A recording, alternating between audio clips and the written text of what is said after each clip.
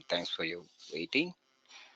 Okay, so what we'll do is basically this is going to be first class after demo. So I hope everybody has seen the demo, and this is going to be continuation to the demo whatever that we have discussed.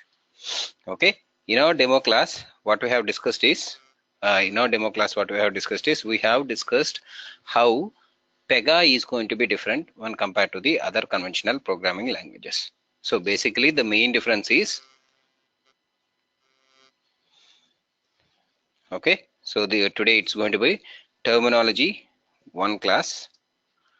Okay, so basically Pega is having a different terminology when compared to the other conventional programming languages. So first, in order to understand concepts clearly, whatever concepts that we are going to learn in future, if you want to understand clearly, first we need to have a little bit of grip on this particular terminology classes.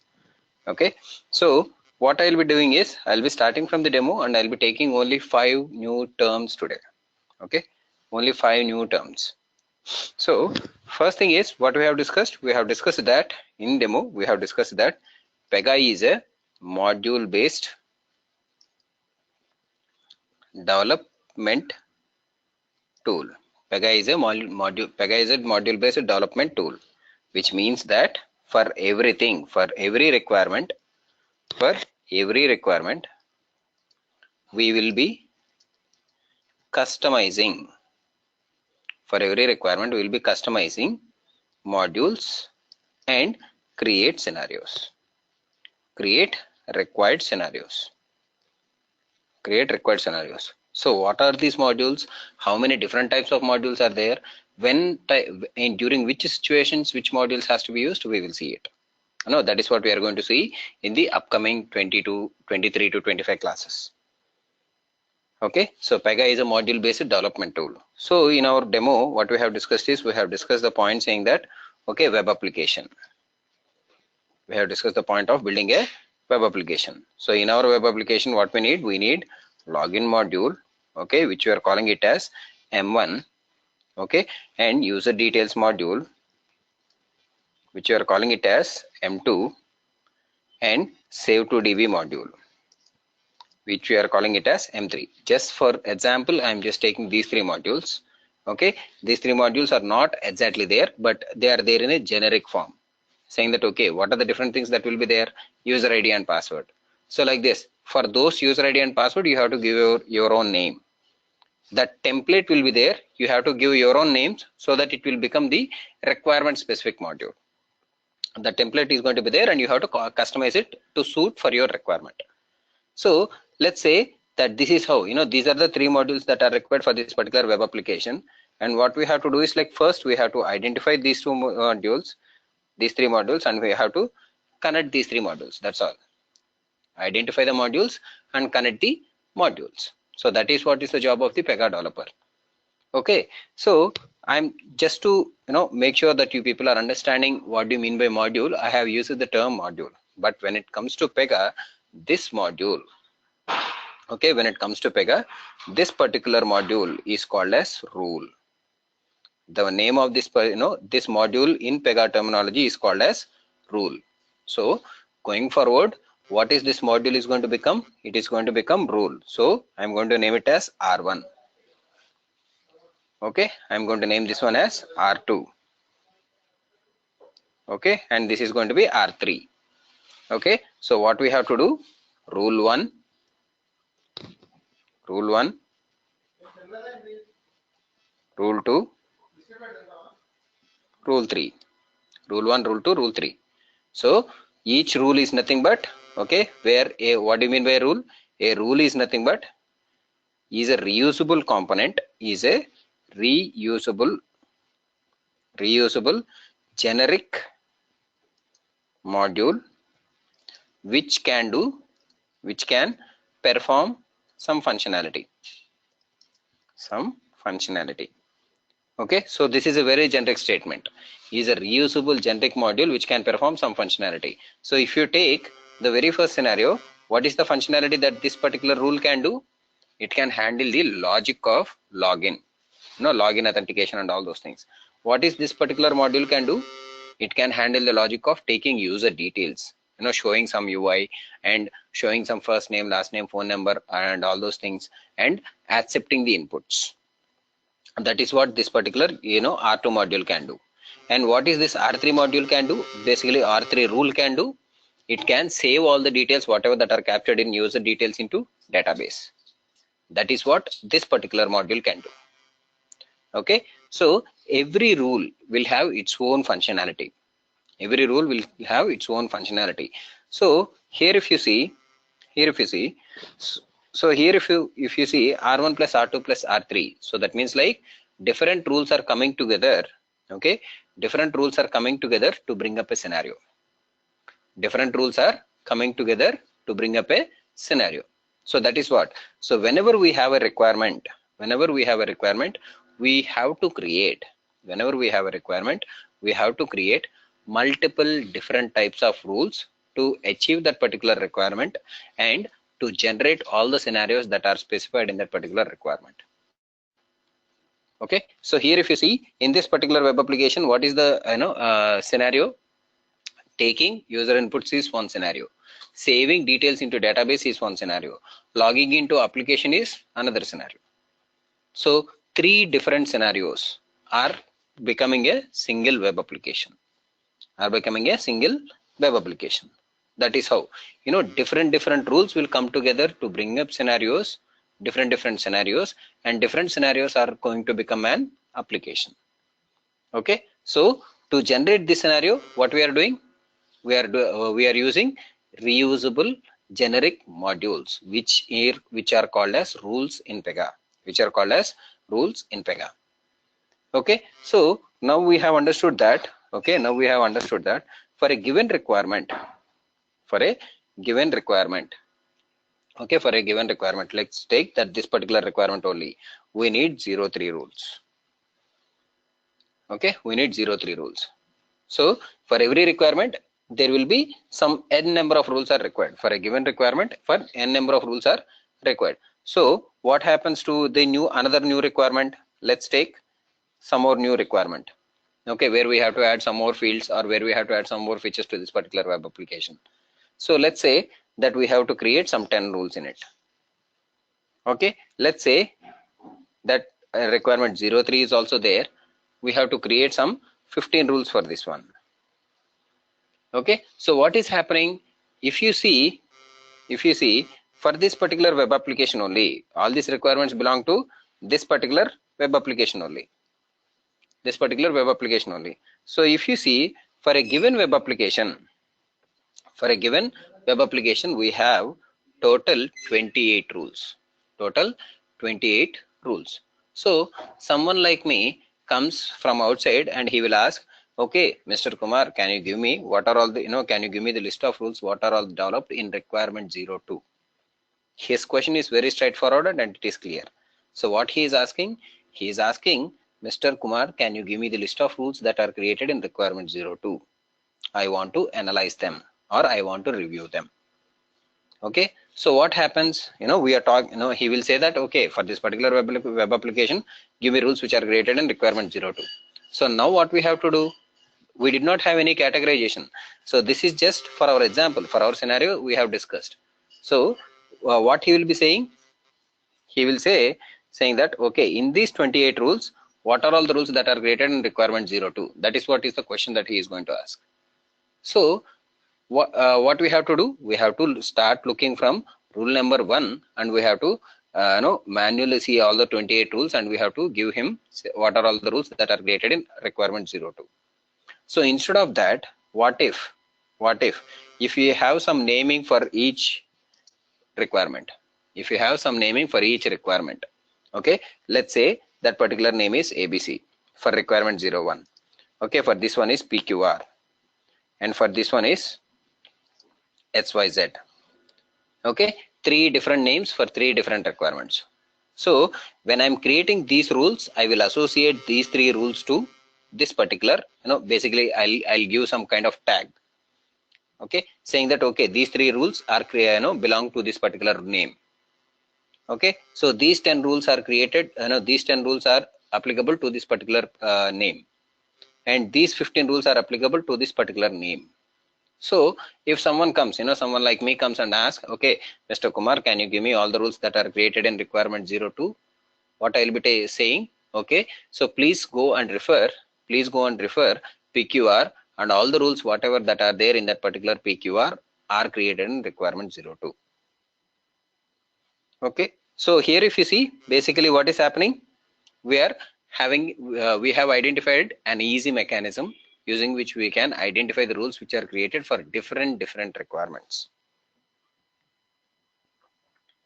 Whenever we want to do this kind, whenever we are doing this kind of mechanism, so the next challenge that is going to be, whenever we are going to work on multiple requirements, okay, let's say that we have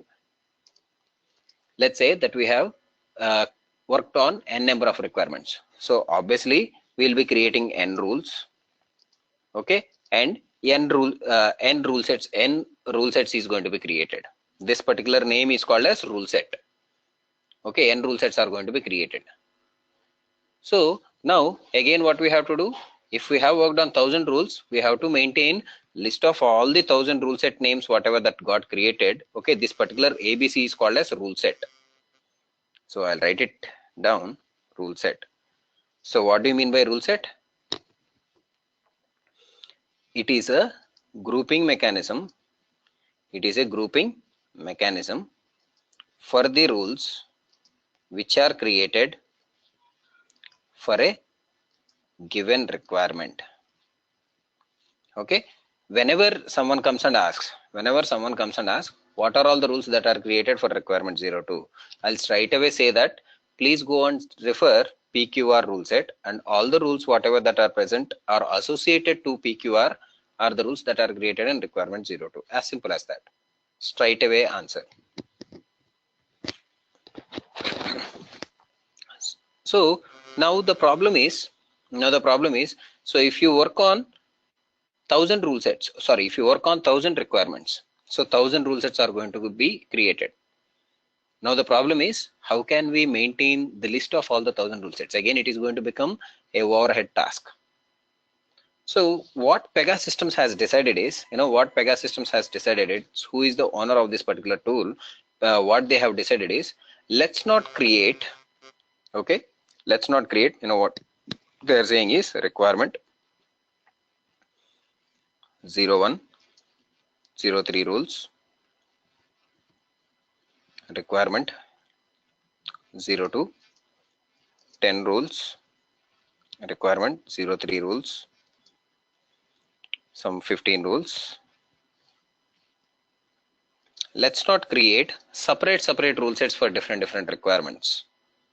Okay, let's create same rule set. Let's use the same rule set which is created in the very first time, and instead of creating separate rule sets, what they have thought is, they have thought of giving one rule set version, that is like 01.01.01. so they have given some numbering to that, 01.01.02.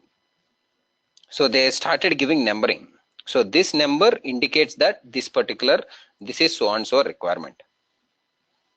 Okay, so here if you see, basically now that particular 1000 rule sets concept is completely discarded. That concept is completely removed. Now what they are doing is, they are just simply using the same rule set, but they are giving numbering. So if now at this point, if someone comes and asks, okay, what are all the rules that are created for requirement 03? What are all the rules that are created for requirement 03? What we'll be saying? We'll be straightly saying that, okay, please refer ABC 010103. That is the rule set which is, that is the rule set where all the rules that are created for requirement 03 are present. This particular versioning, this particular numbering is called as rule set versioning. This particular numbering is called as rule set versioning. So here if you see, three new terms: rule, an individual module, an individual small functioning module is called as rule. Rule set, group of rules which are created for a A case holder or a placeholder for a group of rules that are created for a given requirement is called as rule set.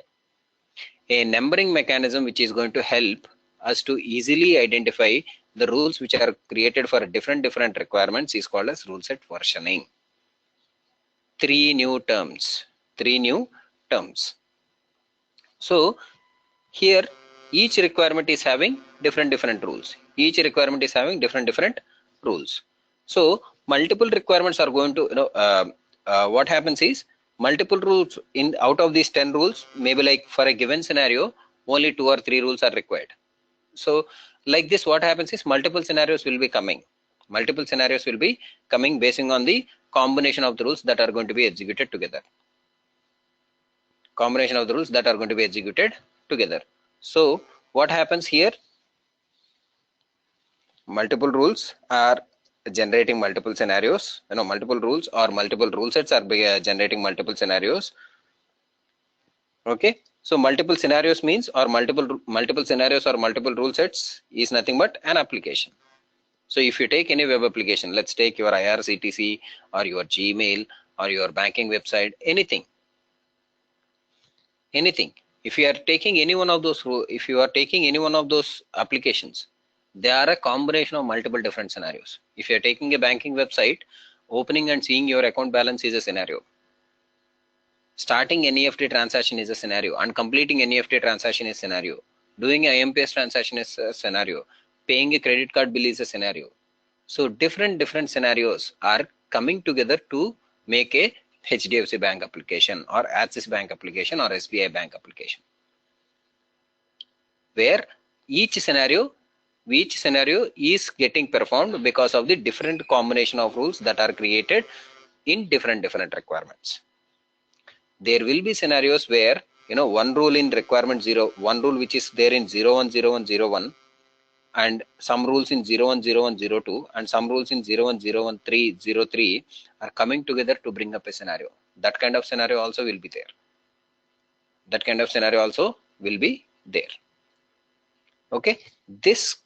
Like this, what happens is different types of combinations are going to be there. Is going to be there. So now what is happening? Someone has to identify all the rules which are applicable for a given scenario. That is what someone has to identify for a given scenario.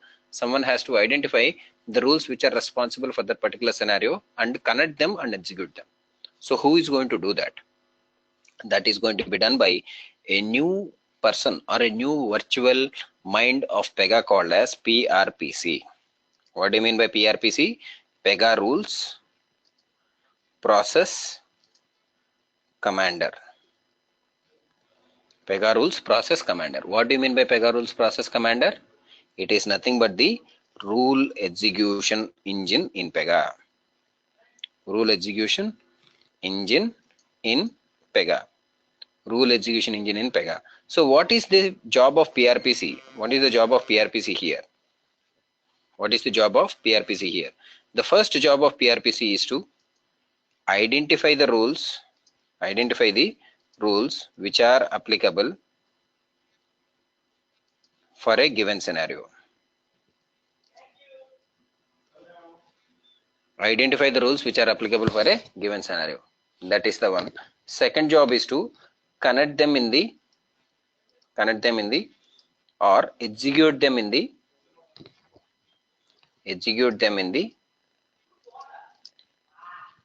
required order. Execute them in the required order.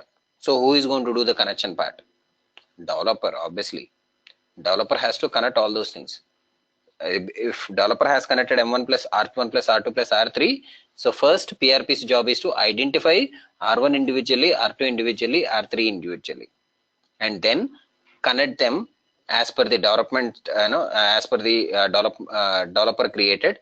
Okay, so they have to connect and they have to execute in the sequence. He has to execute in the sequence.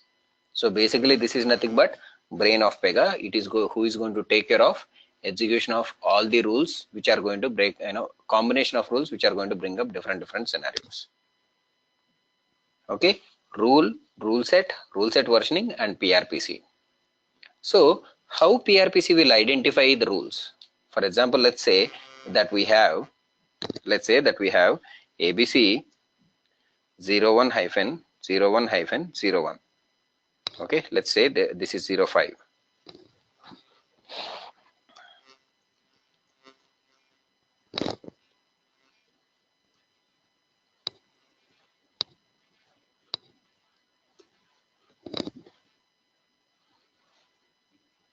Let's say this is 05.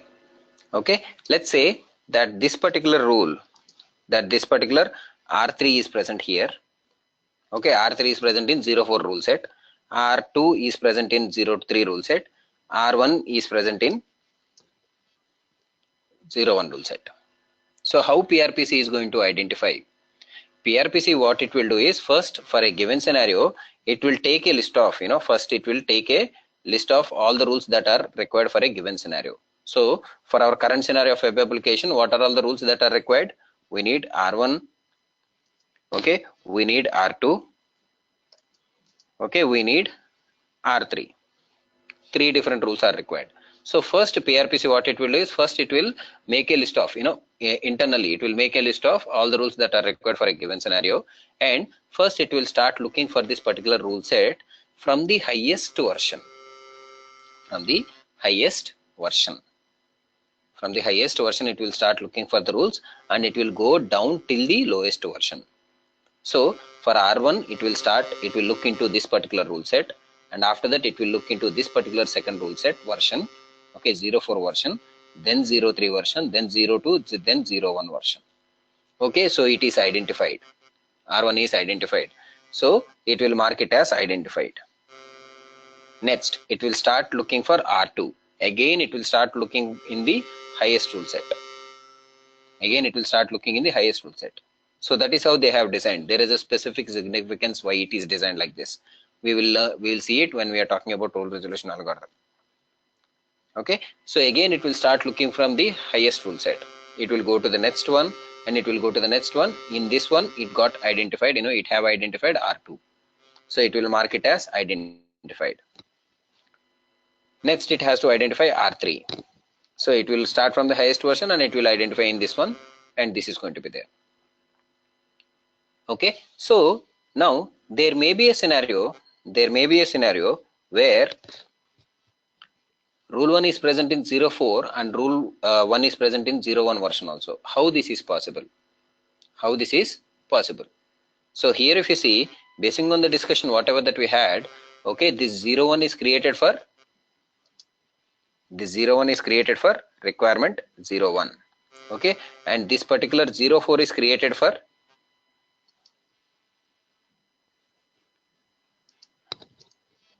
requirement 04.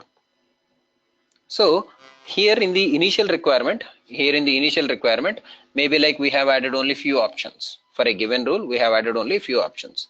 So the very same rule, the copy of the very same rule has taken into the highest version of the rule set, and they have added some more features, or they have removed the unused features.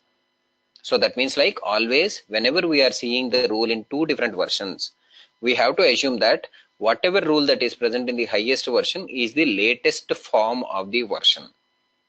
Latest form of the rule. So it is the developer's responsibility to make sure that latest and updated rules are present in the highest versions. Latest and updated rules are present in the highest versions. So for example, initially let's take this particular R1 as user details. Just to be clear, user details. In user details, initially we are showing first name, last name, only two things. Okay, here in this R1 also same thing, same user details only.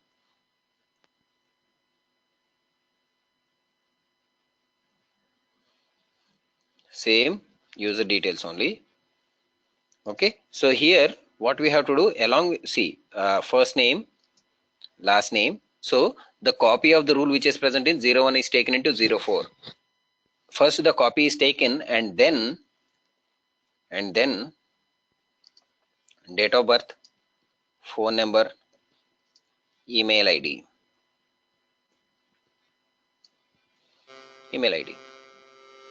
So here if you see, the rule which is present in the highest version is having the latest form of the rule.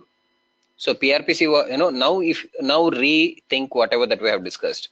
So PRPC is going to pick the rule which is there in the highest version first. So it will start looking for the rule R1. It will start looking for the rule which is present in 010105. Okay, and it will start looking for it is R1 into this next version, and it identified R1. So it will no longer go down to see whether it is present in the lowest versions. So because from the PRPC point of view, whatever rule that is present in the highest version is nothing but the latest form of the rule, or latest form of the module, or latest form of the reusable component. Okay, so whose responsibility is to make sure that the latest form of the rule is present in the highest version? It's the Pega developer's responsibility. Okay, so Pega has given us enough options to easily identify if the rule is present in the to check if the rule is present in the highest version or not. Okay, so I'll show you practically also.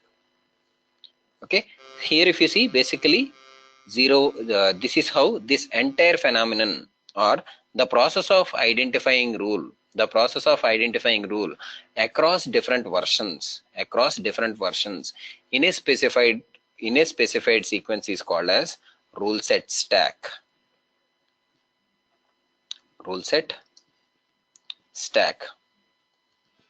The process of identifying different rules which are applicable for a given scenario in a different versions which are starting from highest version to lowest version is called as rule set stack. So 5 different components, or 5 different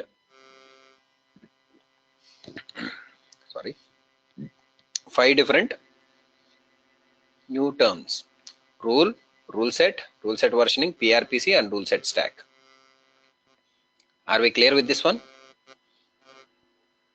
Are we clear with all these things, all these terms?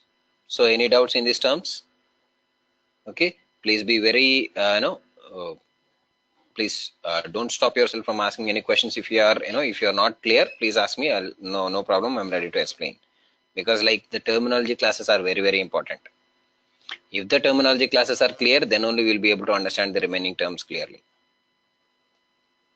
or remaining concepts clearly. Okay, so rule set versioning, and PRPC, and rule set stack. 5 new terms. Are we clear with this one? Okay, so there is a chat box. You can ping in the chat box also.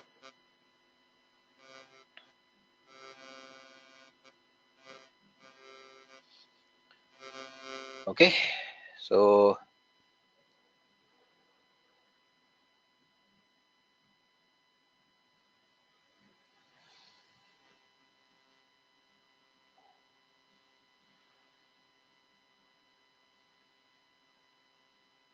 okay, if there are no questions, that is all for the day. So please see the video. This video will be shared to you people. Please see the video one more time.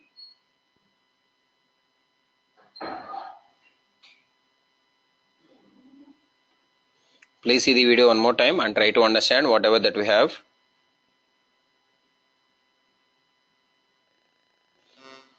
Please see the video one more time and ask me if you have any questions, or if you not understand any of these components or any of these names. Please ask me tomorrow in the first class, so that I can tomorrow in the beginning of the session, so that I can retake those terms.